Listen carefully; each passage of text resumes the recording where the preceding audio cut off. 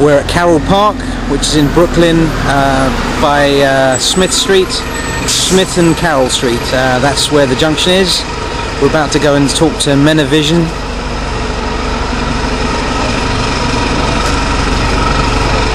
Legendary group. Great singers.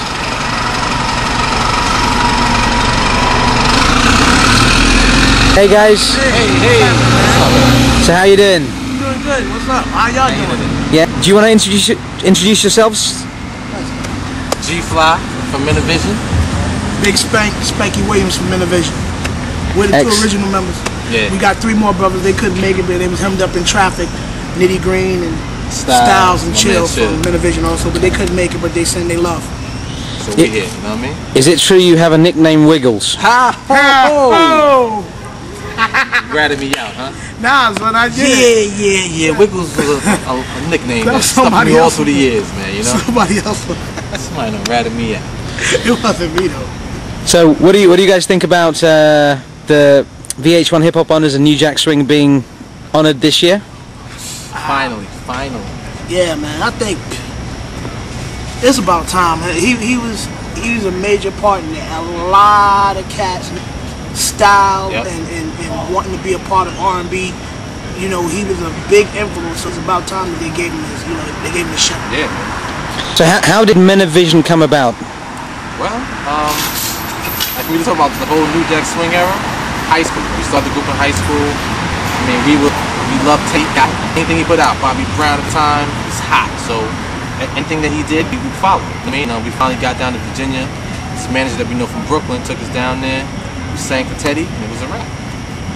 Cool. Is it true you guys were called Vision first? So why the name change? Well, what happened was we grew into men. You know what I mean? And as we grew into men, we wanted to put a little statement on the name. So we added Men Of Vizion. What is man without vision? You know what I mean? Very good. So what happened between the first and the second album? Because you changed some members, right? Yeah. Some members changed. The first time we had the original members from high school in the group. And, as we grow and things happen. Things happen. Things happen. A lot of things that shouldn't have happened. Right. And it was a learning experience for everybody, especially for me and George, because we were asked by the record company to be blunt about it, to continue the group. And so, we had to go into this situation and rather fast because we had tours. At that time, we had tours, we had studio scheduled to go back in and start on the second record. We had really no group to me and D. And so, the learning experience was about dexterity, continuation, and being focused about achieving some things, even when it looked like everything else fall apart. I mean, we still talk to them about everything's still cool. You still chat to the old guys? Yeah. Still speaking. And Virginia right now, he's doing his thing. Brian's out in Indianapolis, so everybody's good. And how did the riff connection come about? Why the guys?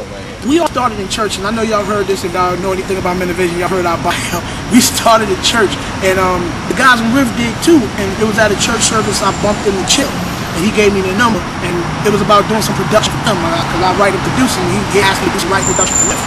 And I got home, we went out to Europe and came back, went out to England actually, and came back, and when we came back, we weren't happy with the guys that we had with us when we went over there. Yeah, we had to substitute because the other guys are gone, so we had to add 2 new members into the group. And those 2 guys that we hired, it didn't work out at all. At all, man. You know what I mean? Bless their hearts.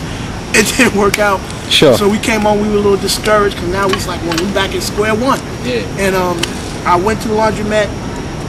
I actually went and picked up my laundry and brought it back, and going through my pockets and stuff, I found this number beat up, and it was Chill's number, and I called him, and it hit me. I'm like, yo, I need a group. They looking, they're trying to do something. It's 3 of them, it's 2 of us. We can get together and make it happen. Excellent. So how did the Michael Jackson connection come about? Because you were signed to MJJ, right? Yeah. That was a big thing right there. What really happened? Yeah, at the time, big thing. What really happened? We went down, sung for Teddy. We got, he got the deal. You know what I mean? And I believe, keep it real with you, that deal was Neptune's deal. That was Pharrell. That was Pharrell's. Pharrell, Chad, and all them brothers. That was it. Pharrell and Chad had a group called the Neptune. Peace to them dudes. They had a group, and There was somebody else. Was Mike with them? Mikey. Yeah. I think Mikey was with them, and they were actually, it was their deal. But for some reason or another, it kind of fell into our lap. Right. And we had to audition. I remember they made us go out to Hit Factory to sing for Jerry Greenberg, who was president of MJJ. And we sung for him, and he just had us.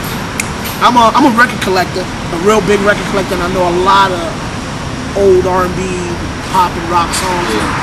He was just calling songs. He called songs and we'll run it through and hit him with it because we had been rehearsed it at the crib. So he was just like, call another song. Well, you know this one? And everyone he would call, we would kind of come up with it, you know, sit around and put it together for a couple of minutes and then hit it for him. And he liked what he heard and he gave us a deal.